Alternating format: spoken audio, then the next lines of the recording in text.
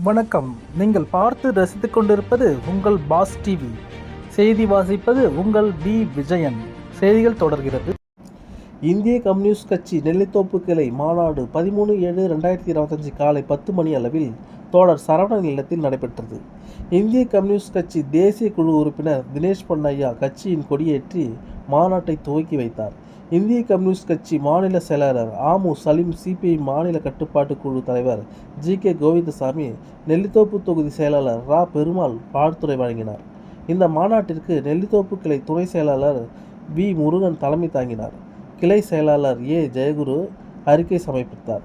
இந்த மாநாட்டிற்கு 7 பேர் கொண்ட கமிட்டி அமைக்கப்பட்டு புதிய நிர்வாகிகள் தேர்ந்தெடுக்கப்பட்டனர். கிளை செயலாளர் ஏ. ஜெயகுரு, கிளை துணை செயலாளர் வி. முருகன், பொருளாளர் ஜே. ஜெயராம், கமிட்டி உறுப்பினர்கள் முனுசாமி, சிவா, இந்துமதி, அம்சா. இந்த மாநாட்டில் எடுக்கப்பட்ட தீர்மானங்கள்: 1. கடந்த 2 ஆண்டுகளுக்கு முன் இடிக்கப்பட்ட நெல்லித்தோப்பு மீன் மார்க்கெட்டை கட்டி கொடுத்திடு. 2. கேசி நகரில் மக்கள் பயன்பாட்டில் இருந்த பொது கழிப்பிடத்தை விரைந்து கட்டி கொடு, அதுவரை தற்காலிக கழிப்பிட வசதி அமைத்திடு. 3. பெரியார் நகரில் பாதாள சாக்கடை இணைப்பு வாய்க்கால்களை முழுமையாக முடித்து புதிய சாலை அமைத்து கொடு. 4.